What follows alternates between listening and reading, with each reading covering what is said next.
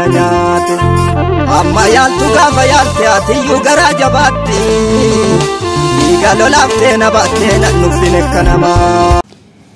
Nagaan nagaarra caaluu nagaan waaqayyoo waaqaa jiraataa bakkaaf kallattii iddoo isin jirtan hunduma keessatti isiniidhaaf habaayyetu hordoftoota Qiddistee Yooteeb jedhu jalatti kan argamtan obboloonni koo addunyaa mararra jirtan akkam jirtu nagaa keessaniidhaayi. Inni madda nagaa keenyaa burqaa nagaa keenyaa ta'e gooftaan Yesuus Kiristoos galata ulfinaan ajajamu siniin jechuun jaaladhaa. Akkam jirtu mee hin jajjabaattu foonitti afuuratti siniin jira. Akkasuma obboloota koo Ramadaan akkam sinitti jira, hojiin akkam sinitti jira siniin jedha. Egaa waaqayyoo kallattii kam keessatti gaariidhas amanamaadhas danda'aadhas gooftaan koo sinaa eebbisuu guyyaa har'aa jechuudha. Waani ABS irraa jechuudha waan baay'ee garaa kuna nyaate TV EFC irraa ABS irraa garaa kuna nyaate sinitti imuun barbaade na kofalchiise mooso hin taane jecha nani jedhetu jechuudha jechuun dadhabisatu na kofalchiise. Mee mucayyoo waggaa 9 jechuudha waan ishiin gootu walumaan dhaggeeffanname obboloota koo dhugaa waaqayyoo jechuudha biyya lafaa kanarratti abbaa keessanii fi haadha keessan umurii malee sinirraa fudhatiin dhugaa anatu jechuudha armee kootiin armee koodhaanii armee koon baay'een jaaladha namni armee isaa hin jaalanne hin jiru jechuudha. Armeen koo garuu gatii baastee na guddiste miti an armee koo miti kan na guddise garuu haa ta'u malee armee koon iddoo guddaan isheedhaaf qaba jechuudha. Iddoo guddaan isheedhaaf qaba yeroo hundumaa jechuudha yeroo waa'ee ishee yaadu jireenya baadiyyaa keessatti sashiin sagalgaraatti na baattee ani garuu hin beeku erga nu beekee dubartoonni tokko tokko hanga gaafa dhaqanii daanii hangicha sagalitti garaatti baatanii maal ta'u qoraan cabsu. Isa yaadadheenani haadha kun baay'ee yaadadha jechuudha. Iddoo lafarratti dhaladhe sashiin naa goote miti kan yaadu sashiin naa garaashii keessatti na baattee sana isa shin naa foolte isa shin ana baattee randa baatee bishaan waraabdee gabaa deemtee lafa daandii dheeraa fidde sanas natti yaadatama jechuudha. Mucayyoo waggaa 9 kun immoo haadhaa fi abbaa hin qabdu jechuudha. Abbaan ishii wattaadara ture jechuudha. Garuu egaa biyyummaadhaaf osoo jedhamee lubbuun isaanii baaniiru dhiphina abbaa manaa isheetidhaan immoo haati mucaa kanaas lubbuun isaanii gara uumaa deemee jira. Haa ta'uyyuu malee jechuudha. Mee dhaggeeffadhaa mee obboloota koo dhugaa baay'ee na gaddisiise baay'ee natti dhagahame jechuudha. Dhugaa umurii malee sinirra rakkisiin umurii malee sabbaa keessan sinirraan fudhatiin waaqayyo umurii siniif haa dheeressu dhaggeeffadhaa. እንደገና እኔም ማታ ማታ ሂጂ ያለማን obbolooti yaadhaatee ነው ያለው ተቸግሬ የቤት ኪራይም ተቸግሬ ምባላው ምጣጣውም ሳሙናም ራሱ በዚህ በኑሮ ውድነት ላይ አንድ እንጀራ ዛሬ ራሱ 18 ብር 20 ብር ያገባ ድንችም 35 ብር ነው ያገባ። በዚህ ኑሮ ውድነት ላይ በጣም ተቸግሬ ነው ያለው። በጣም ውስጥ ተቃጠለኝ በጣም ተቸግሮኛል። በዚህ ቤተሰብ አልባ የሆኑ ልጆች ይዤ በዚህም ደግሞ አባቴ የሌላት ልጄን ይዤ እንዳልሰራ ደግሞ እኔ መቻት ነኝ አራስ ነኝ እንደምታዩት ሰርቼ እንዳልበላ አክቶኛል። ምንም መስሪያም ነገር ስለሌለኝ ገንዘብም ቃም ምንም በቃ ምንም የለኝም። በቃ የለት ጉራሮስም ራስ ማዝጋም የለኝም። እኔ የምፈልገው ከድህነት ወጥቼ ሰርቼ ተንቀራ ስራ ባለሙያ ሆኜ የህቴ ልጆች ቤተሰብ አልባ የሆኑ ልጆችን ትምህርት ቤት አስገብቼ ማማር ፈልጋለሁ። ልጄንም ደግሞ ካደገች እስከምታደርግ ድረስ ደግሞ ሰርቼ አሳድጌ ይችን የኔ ልጅም ትምህርት ቤት ማስገባት ምኞት አለኝ። ሰርቼ ምሳራውን ነገር ደግሞ egaa dubbachuudhaaf baay'ee nama ajaa'ibsiisa dhugaa baay'ee namatti dhagahama. Dubartiin dubbachaa jirtu kuni ishii mucayyoo ishii waggaa 9dhaaf ishii xiqqeettiidha jechuudha. Ishii kadhachaa walte obboleessa kootiidhaaf jetti qo'anna geeffattuna obboleessa koodhaaf daaboo bitee nan galaa ishii xiqqoodha jechuudha. Mucaa isumaatii aannan bitee hin galeette mucaa waggaa 9 mee argatta guyyaatti ennaan birrii 50 jette.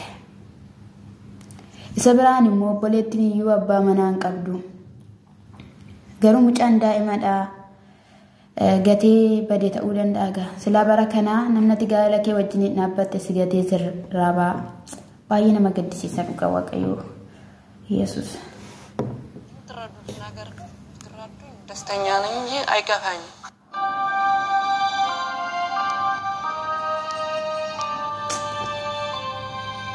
ቀዳንደ በደንቴቱ ከአቻው ወልቴቹ አይ አልሚ ምርቶች ቆሎና ይባልት ሙሪ ከነ ከሰቲ ከዳና በሩ ወይን ከአቹ በሩ እቹን ባይራክሳዳ ዳንድራ ዳበተኒ ነፃንነትን እኔገሙ ዋንቲ ባይን ጅራ ኢፋተሙን ጅራ ሩኩተሙን ጅራ ቤትሙ መጋላ ፊንፊኔ keessatti waan ta'aa jiru duriyyoonni garaa jiru sana hunduma keessatti garuu mucaan sun kana dandeessee daandirra si'achi kaattee lammantee kadhattee daabboo naa bitaa nyaata naa bitaa jechuudhaan isayyuu immoo yeroo bitanii fi gara manaati jechuudha kan isheen galchitu ofishiitiin nyaatu mucaa waggaa 9 ofishiidhaaf nyaatu obboleessa ishii mana jiru sanaa yaadde jechuudha obboleessa ishii mana jiru sanaadhaa fi kan ishii yaaddu osoo anaati hojjennee ayyaanu dhugaa waaqayyoo Yesuus isa nuti haadha keenyatoo jiraattee iyyuu biraa fagaannee iyyuu jennuyyuu osoo haadha koo bira jiraattee jenna biyya lafaa kanarraa immoo haadha dhawwee jechuun waaqayyo garuu namaaf jira gaaf kamiyyuu waaqayyo namaaf jira waaqayyo nama jajjabeessa waaqayyo nama kaasa garuu haadha dhabuun abbaa dhabuun umurii malee xiqqummaa ofiitti kichummaa ofiitti baay'ee ulfaata baay'ee ulfaata jechuudha baay'ee ulfaata mata dhagola ormaa keessatti maalidhaan nuti baachaa jiru mucaan kun immoo waggaa 9dha waan baay'eetu ishee eeggata garuu sanas ta'ee kana waaqayyo gaa nama baaseefii jira የለሚኩራ ክፍለ ከተማ ወረዳ 5 ሴቶችና ህፃናት ማህበራዊ ጉዳይ ጽህፈት ቤት ኃላፊ ነኝ እዛ ወረዳ ላይ በመሰራበት የሥራ ቦታ ላይ ብዙ አይነት የህፃናት ጥቃት የጉልበት ብዝበዛዎች የመሳሰሉ ነገሮች ይታያሉ የህይወት ግን ለየት የሚያደርገው ከኑሮ ጫና ቤተሰብ ከማጣት የተነሳ ነው እንጂ ይሄ መጣባት ማንም አስገድዷት አይደለም ኑሮ አስገድዷት የተፈጠረ ችግር ነው ህይወትን መጀመሪያ ያገኘዋት ሰሚት ሁለተኛ በር አካባቢ ላይ እኔ ለስራ ስለምወርድ እዛ ስራ በመሰራበት ሰዓት ላይ ሱቆች ላይ እየዞረች ማሚ ዳቦ ግዙልኝ ራበኝ ወንድም ትንሽ ወንድም አለኝ እርዱኝ ትላለች እና ሳያት አይኗ በጣም ቀልቷል ድፍርስ ነው የለበሰችው ምን ያለችው በጣም ልጆችም አለኝ እኔም ልጆቼ ፊት ይደቅናሉና እኔ ባልኖር ልጆቼ ይሄንን ነገር ይሰራሉ እንደሚለው ነገር ወደፊት የመጣ ጠራዋትና ምሳ እንድትበላ እዛው ሸራ አካባቢ ላይ dubartiin kun akkasitti jechuudha hojii kootii osoo hin deemaa jiru isheenis akkasuma dhimma daa'immanii kan ilaallatu hojii akkasii hojjetti haa ta'u malee bakki hojii kootii osoo hin deemaa jiruudhaan kan inni ishee argee nan suuqii gubbaarraa dhimma daabboo naa bitaa jetti haa ta'u malee ijoollee irratti rakkoo irraatiin kan ka'e malee wanta akkanaa barsiifamuun hin barbaachisu anis dhaabadhee ilaaleenanii osoo nan jiraachuu baadhee ijoolleen kos akkas ta'u miti jedhee jetti ለሴቶች የሥራ ዕድል የፈጠርንበት ቦታ ስለሆነ ምግብ እንድትበላ እዛ ጋር ጠራዋት ምግብ ሲቀርብላት ህይወት መብላት አልፈለገችም ግን አፏ ደረቅ ነው ሩዋታል ታስታውቃለች ግን ማን ነው የሚታያት ትንሽ ወንድሟ ታያት የሁለት አመት Ageessana asirratti jechuudha nyaanni kennamnaaniif nyaachuun barbaanne obboleessa ishee xiqqootu itti yaadatamee feestaalitti maal taate akka namuuf taasiste jechuudha. ከዛ ቢንጂ ስራት አይ አልበላ ለምን አበይ ወንድሜ ያለ እቺን ይዤ ይቅርታሽ ይቻላል እንደምንም ጠንከር ብለን መቀጠል አለብን ከባድ ነው ቀጥይ ይቅርታ በጣም ችግር የለውም ከባድ ነውና እንዳልኳችሁ ህይወት ያንን ምግብ መብላት አልቻለችም ወንድሟ ነው ፊቷ ድቅን ያለው ሁለቱም አልጎረሰችም ከዛ ምንድነው ለምን አበይም ስላት አይ ወንድሜ አለ ከሱ ጋር ነው ገብቼ እንበላው ብላ በፌስታል ጨምራለች።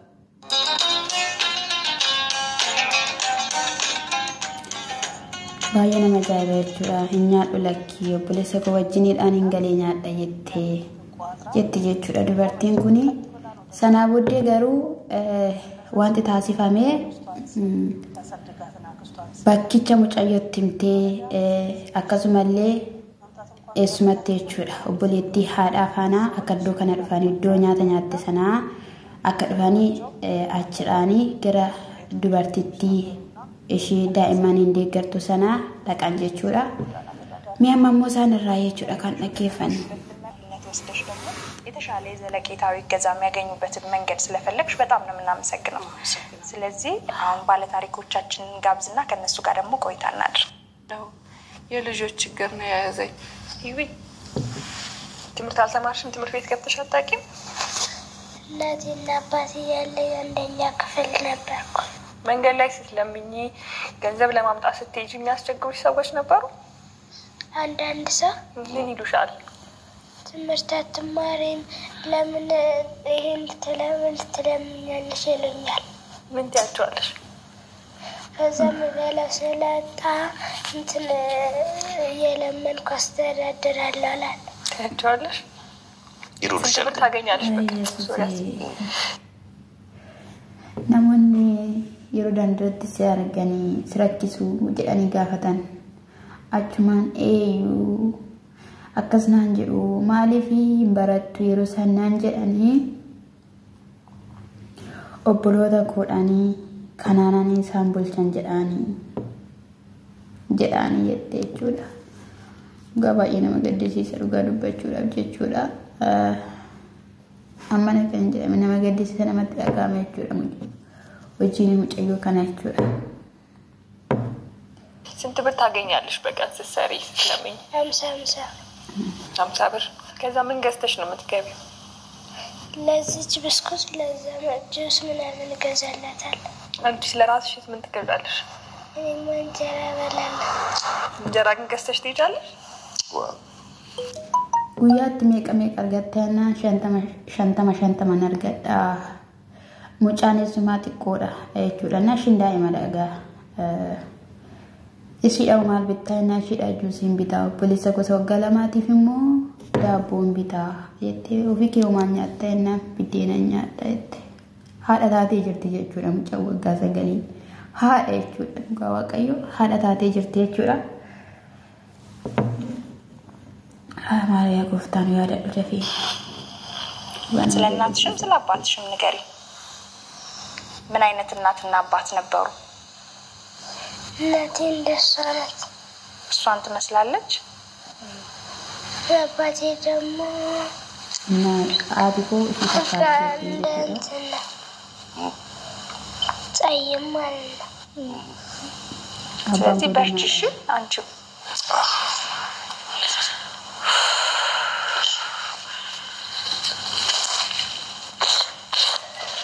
ለምንበት ጊዜ የተለያዩ ችግሮችን እንደምታልፈውና ያ ደግሞ የስነ ልቦና ጉዳት አድርሶባታል ቅድም እየነገረችን ነበርና ስለዚህ የኢቢኤስ ምክንያት ነበረ በእንደዚህ አይነት ሁኔታ ውስጥ እቺ በመውለድ ምክንያት እንደ ልብሽ ተንቀሳቅሰሽ እስካሁን ድረስ ስራ መስራት አልቻልሽም።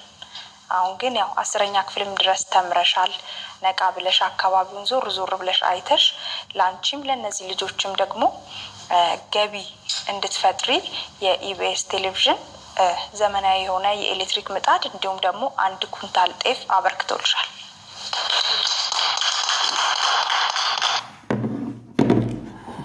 ዶጋዱባች ካፊ ባይና ገድሲሲ ባይነት ተጋሜ ኩን አዱኛን ዱማዩ ነማ ገድሲሳ አዱኛ ረጋንጆ ለለናማ ከንተ ነማራ ከኖማሜ ነማ ሁንዱማ ደካን ገድሲሱ የቹዳ ጋራ ani beeku rabbi ani baay'ee natti ulfaate jechuudha baay'ee natti ulfaate maala akka ta'e beektu maala akka yaadadhe jechuudha nama ollaa keenya haadha fi abbaan qabneetu jiru turan jechuudha yeroo bishaan bu'u jechuudha natu yeroo bishaan bu'u eenyummaa koo immoo afosoo taane natti yaadatameenna riyaa koo turtee wajjin qoraan cabsina wajjiniin bishaan buuna wajjiniin gabaa deemna osoo nama ta'an iddoo xiqqata garaagaraa wantoota garaagaraa waliin aangoona jechuudha yeroo kanatti haati biddeenaa qabu haati biddeenaa isaanii maal gooti fakkaate mucaa bakkee biraatiif fiddee dhufte qabdi biddeena yeroo tolfame jechuudha biddeenni yeroo namaaf kennamu isaanii irratti akkasitti hin dacha'amiti biyya keenyatti maal gooti kuttee jechuudha kutteetu hin beekan jettee jechuudha addaan kuttee walakkaa keessee waxitti naqxeetti kenniti achi akkasnaan jette guyyaa tokko osoo naadha qabaadhe baay'ee baqqaadha shitiin yaadatti baay'ee boochi bakka baay'ee boochi mee kan jedhamne osoo naadha qabaadhe haati koos akkasitti naadhaatti anaa fi biddeenii gimmaasha kenniteetu ishiidhaaf immoo biddeena tokko addaan kuttee walakkaa keessee waxitti naqxee kennitii fi jetti bakka baay'ee boochi jechuudha baay'ee boochi jechuudha riyaan kusun achiin gaafa biddeen mana keenya keessatti tolfamee gaafa isaan dhufanii baay'ee hin jaalladha dhugaa dubbachuuf baay'ee hin jaalladha maaliif jennaan anillee bakkee biraattaan guddadhee haadha koo miti kan na guddisee dheeraa durasi isaan immoo baay'ee gara laafettidha jechuudha gara laafettidha gara fuulduraatti isin barsiisuu nan danda'a namaaf laatu namaaf obaasu jechuudha namni nan biratti guddadhe suni sana booddee yoo waxii waxamee yoo biddeen tolfamee baay'een jaalladha yeroo bishaan bu'u jookiidhaan miti kan bishaan waraabnudha jookiitti biddeen tolchan sana jechuudha isa jala isaa biddeen keessa kaayee walakkaa isaatti waxii naqeen dandachaasee fooxaa ittiin jechuudha dhugaa waaqayyoon sanitti ma fooxaan ittidhaanii bishaan baadhu jerikaanii baadhu tixaqallaleenan akkasittiin qabadheenaan mituun irratti hin beeku fuudhee laga bu'ee caakkaa keessa taa'een jechuudha caakkaa keessa ishiin teessi an dhaabbadheen nama eegaaf nyaattee kaate jechuudha bishaan inni ishiin irratti dhudhu baay'ee natti tola ture jechuudha baay'ee natti ture jechuudha na haadha dhabuu manna haadha dhabduu wayyaa dhabumaan waan haadha nurraan fudhateen ammaattee nu miitee nu boochiftee amtuu naadhaa jiddu waan ta'eef jiraattu akkasittidha guyyaa tokkotti baqatta waan ta'eef jechuudha mucayyoon kun innaan haadha koo haadha qabu abbaa qabu barumsarraan ture kutaa tokkoon baradhaan ture jette obboleettiinis immoo deessee akkasumallee obboleettiin haadha deesseetiif ishii biratti baqatanii jiru waan ta'eef ishiinumaan qabdu mucayyoon kadhachaa oolteeti ijoollee lamaadhaaf dhugaadha yeroo tokko jechuudha ijoolleen xixiqqoon jechuudha biyya keenya keessatti wantoota garaagaraa hojjechaa jiru. Mucaa waggaa 7 kana duras namoonni deeggaranii har'a garuu suuqii banatee jira jechuudha. Namoonni baay'een keessan argitaniitu jechuudha. Buskuutii nagada ture inni immoo jechuudha. Buskuutiitu nagadu har'a garuu namoonni walitti bubbusanii fi suuqii bananii fi suuqii keessa abbaa isaa wajjin hojjechaa jira jechuudha. Abbaan koo hojii jaamaadha jedhee dubbate sana jechuudha. Akkuma ijoolleen duuriyyoon yoo timan yoo gorsan kan hin dhageenye akkuma jiranii akkuma karaarraa faffagaattonni jiran karaarra immoo kan jiran hedduun isaanii jiru kan haadha isaanii qabbaneessan kan abbaa isaanii qabbaneessan baay'een isaanii jiru jechuudha ammana kan hin jedhamne jiru jechuudha kuni dhibbaan dhibbatti ni beekama jechuudha haa ta'uyyuu malee haadha qabnu abbaa qabnu kunuunfachuutu nu barbaachisa yeroo tokko obboloonni tokko haadha otoo ati duute warreen jedhaniin jiru haadha isaaniitiin osoo aji kana taate warreen jedhaniin jiru deebi'ii yoo jedhanii yoo gorsan boru akkas taatuudhaan hiriyaan taane qabatii yeroo jedhanii isaan lakki maaliif karaa isaaniitu gaariitti fakkaata karaa isaanii sirriitti fakkaata waan hundumayyuu karaa isaaniitu miidhagaatti fakkaata jechuudha. Sabbaan jedhuun isaati jettuun osoo hin taane jechuudha. Kanaafiyyuu si qoocaa sitti dhaga'ama jechuudha. Gaafa haadha kee biraa dhabde. Ani ijoollee baay'ee nan arga osoo ati koo jiraattee dhiifama gaafadhee osoo abbaan koo jiraatee dhiifama gaafadhee warreen jedhan jechuudha. Osoo qabduu jabeeffadhu qabadhu osoo qabduu jechuudha. Osoo qabduu jabeeffadhuuti qabadhu jechuudha. Anillee seenaa akkanaa keessan jira dhugaa dubbachuudhaa fi haati koo garuu jirti haa ta'uyyuu malee jiramti yeroo tokko akka anaadha koo jechuudha nan jaaladha malee mana ishii garuu akka keessummaatti kan hin dhaqu jechuudha. Akka keessummaatti itti fayyadamee naan baay'ee jechuudha. Mi'a haadha kootii akkuma isiniin jedhe isa shinna baatte sana minaaminadha malee anaadha koo wajjin taphadhee qalladee maal ta'ee minaamina hin beeku jechuudha. Sanas ta'ee kana nu ifaa jiraatan umurii dheeraanu ifaa qabaatanii kana siniin jechuun jaaladha waaqayyoos isaaniifis balbala habanuu dhugaa egaa ABS'n eelee mixaadii sattiin elektirikii jechuudha elektirikii kennaniifi jiru akkasumas illee xaafii kennaniifi jiru kumtaala tokko eebbifamaa siniin jenna gargaarsa xiqqaa hin qabu burshiin immoo guddattee dhaloota kanaadhaan guddistee barsiistee iddoo gaariidhaan gahuu dandeessi dubartoonni Itoophiyaa dhugaa siniin jedha dubartoonni Itoophiyaa jabjaboodha waan barbaadan hojjechuu danda'u rakkinattis hin beeku qufattis hin beeku siniin jechuun jaaladha nagaan ayyaan jaalal addunyaa kanarraa hin dhabamin mana keessanirraa hin dhabamin kan yaaddanitti milkaa siniin jedha lafa kaayyoo keessanii lafa karoora keessanii waan harka keessaniin qabachuu barbaadan hundayyuu waaqayyo harka keessaniidhaan sinaa qabachiisu siniin jechuun jaaladha biyya keenya Itoophiyaadhaaf lammii keenya Oromiyaadhaaf nagaan haa kennamu siniin jedha asumaan chaanaalii koo subscribe like naa gochuudhaan na jajjabeessaa na bukkee dhaabbadhaa siniin jechuun jaaladha sinaa eebbisu eebbifamaa shaaloom shaaloom